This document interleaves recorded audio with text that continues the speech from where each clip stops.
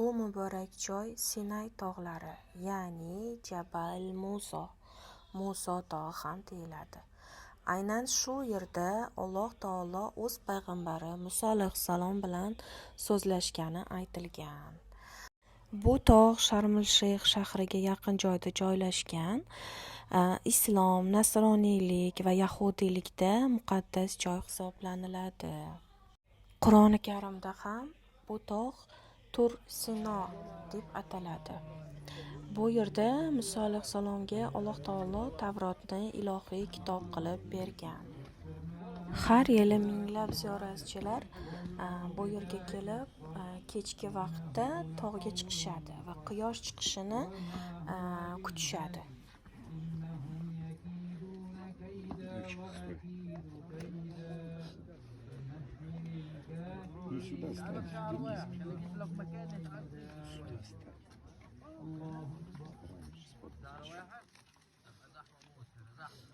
لا إله إلا الله وحده لا شريك له له الملك وله الحمد وهو على كل شيء لا إله إلا الله وحده لا شريك له له الملك وله الحمد وهو على كل شيء لا إله إلا الله وحده لا شريك له له الملك وله الحمد وهو على كل شيء لا إله إلا الله وحده لا شريك له له الملك وله الحمد وهو على كل شيء.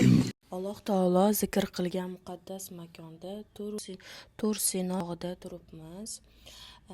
Bu tog' Qur'oni Karimda bir necha marta tilga olingan. Alloh taolo aytadi: "Vattini va zaytuni va turi sinin." Tin surasi 1 va 2 oyatlari, ya'ni injir va zaytunga qasam va Tur Sino tog'iga qasam. Alloh qasam ichishi bu tog'ning sharafini ko'rsatadi. Bu yer vahiy nozil bo'lgan, Allohning so'zi eshitilgan joy. Shu tog'da Muso alayhissalom Robbisi bilan so'zlashgan.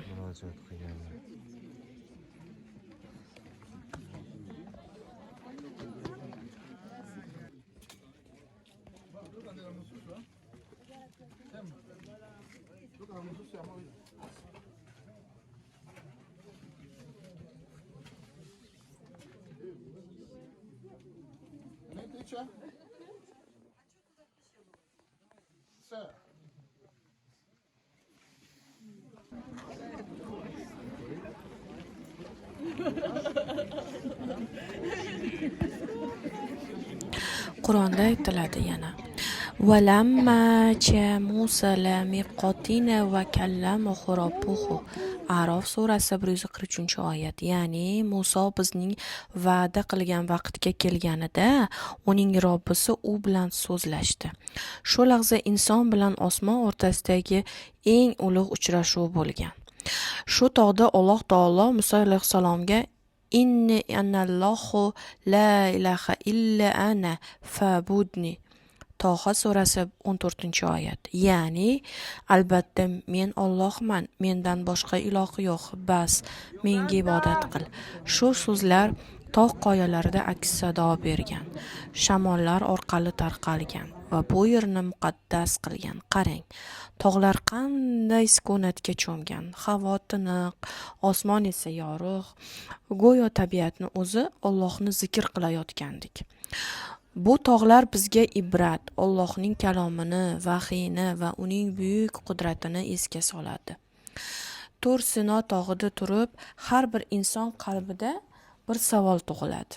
Men Allohning chaqiruviga qanday javob beryapman? Shu yerda odam o'zining ojizligini, Allohning esa buyukligini his qiladi. Har bir shamol nafasi, har bir tosh, har bir nur Allohning buyukligiga guvoh. Jabal Musa bu tog' emas, bu xotira. Bu yer vahiyning oyati, iymonning timsoli va Allohning nuri bilan yorilgan makondir.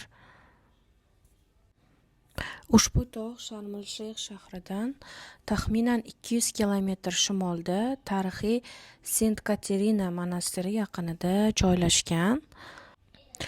Ushbu tog'ni balandligi Jabal Musoni 2285 metrni tashkil etadi. Bu Sinay tog'lari ichidagi eng baland cho'qqilardan biri bo'ladi. Ikkinchi o'rinda esa Jabal Katrin balandligi 2629 metrli tog'. Yuqoriga chiqish masofasi va yo'nalishlari tog'ga chiqish uchun asosan ikki xil yo'l bilan chiqiladi. Bittasi tuya orqali, o'sha tuyani ustida chiqiladi. Uzunligi taxminan 7 kilometr.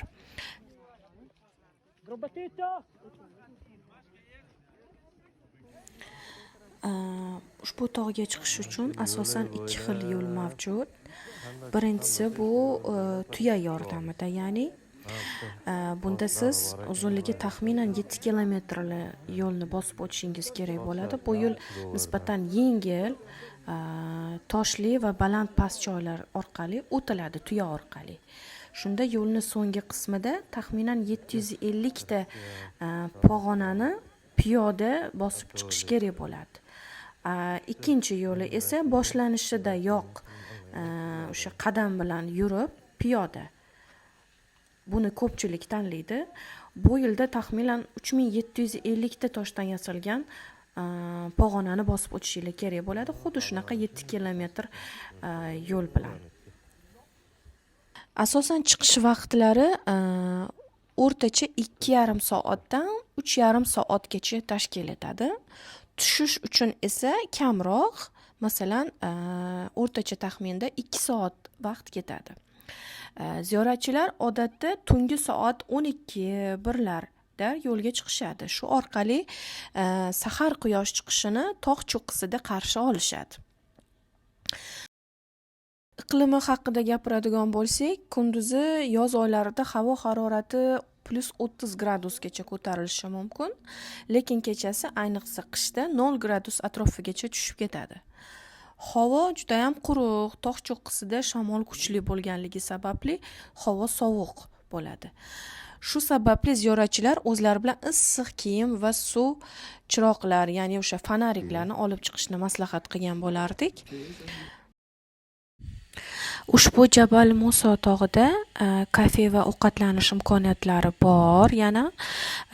Ya'ni o'sha tog'ning boshlanish qismida Katerina monastirini yonida ushbu joylar juda ham ko'p. Bu yerda bir nechta kafe, kichik restoran va suvenir do'konchalarni ko'rishingiz mumkin. Asosan ziyoratchilar va turistlar uchun mo'ljallangan bu joylar. Kofe, choy, suv, sochiqlar, shokolad, sendvich, non va yengil ovqatlar sotiladi. Narxlar biroz yuqoriroq albatta, chunki joy turistik hudud hisoblaniladi. Keyin yana tog'ga chiqaverishingizda o'sha yo'lda yana uchraydi bunaqa do'konchalar, kafechalar. Yo'l davomida 5-6 ta kichik choyxona yoki o'sha beduinlar qabilasi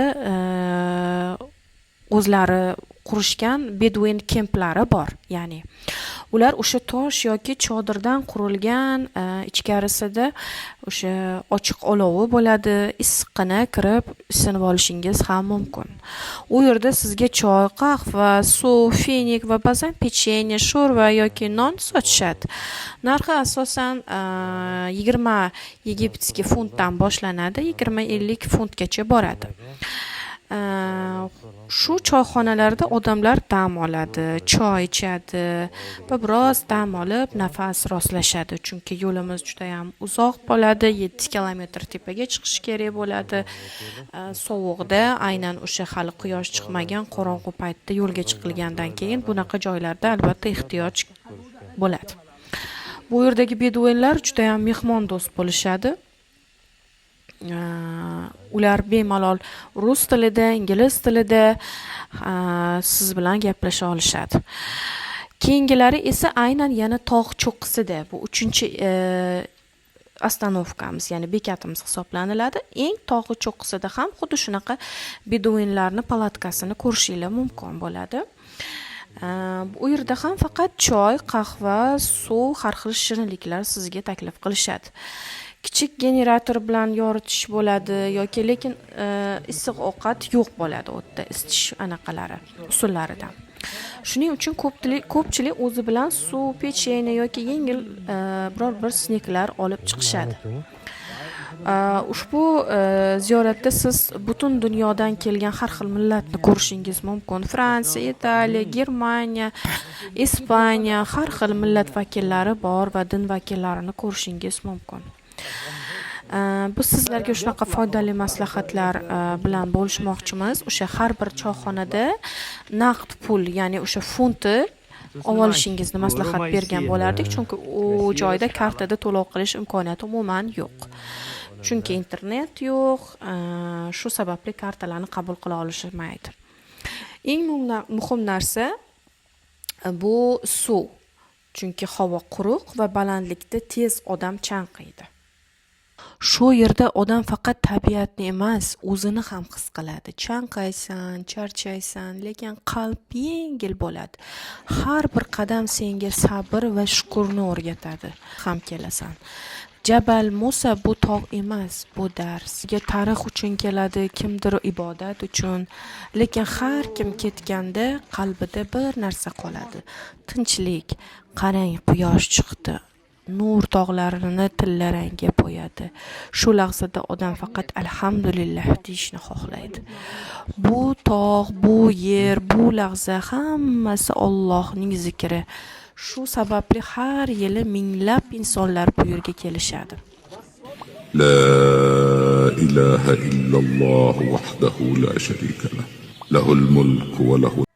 Bu yer Ilyos alayhissalom dam olgan Ilyas Basin Jabal Musa tog'ining baland cho'qqilari orasida joylashgan ilohiy sukunat hukm suradigan muqaddas makondir. Rivoyatlarga ko'ra, ushbu joyda Ilyos alayhissalom shu yerda tinchlik va ma'naviy kuch topgan. Har bir tosh, har bir shamol nafasi bizni o'tmish payg'ambarlar izidan olib o'tadi. Bu tog' vahiy va duo va nur makoni hisoblanadi.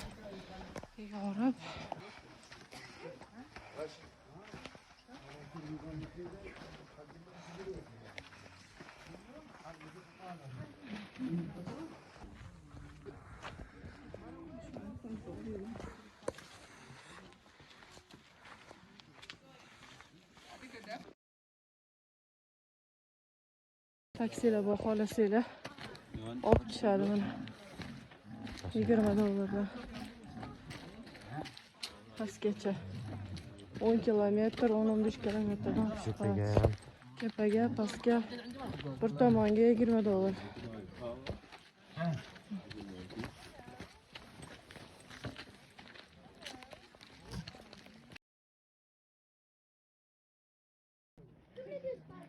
Heads up.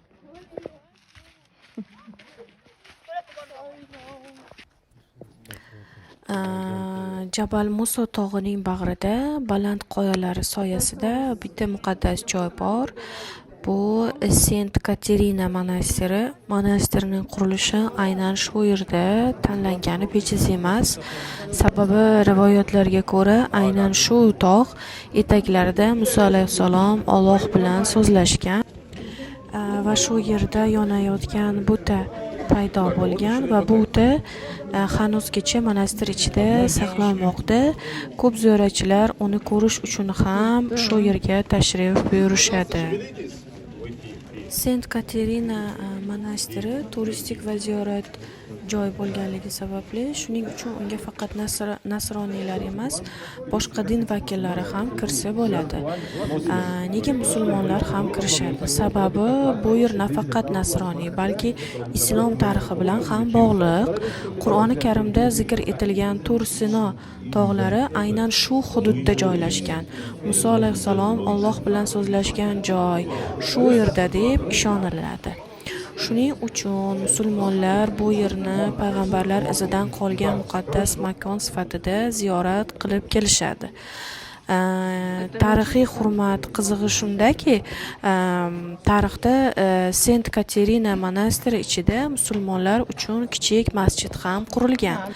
Bu musulmonlar va rohiblar orasida tinchlik va hurmat ramzi sifatida barpo etilgan. Masjid ichida hozir ibodat o'tkazilmaydi, lekin u 10-asrda milodiy qurilgan va tarixiy yodgorlik sifatida hozirgacha saqlanib kelmoqda. Bu joyga ziyorat, ilm va tarixni his qilish uchun borish kerak. Bu yerda har bir qadam ibrat, har bir nafas esa shukurdir. Jabal Muso va Sent Katerina faqat toshlar emas, ular insoniyat xotirasidir. Bu yerda Allohning qudrati, payg'ambarlarning izi va insonning yuragi uchrashadi. Shu yerda odam o'zini topadi, qalbini tozalaydi va nur bilan qaytib ketadi. انا بيت وين؟ عارف يمشي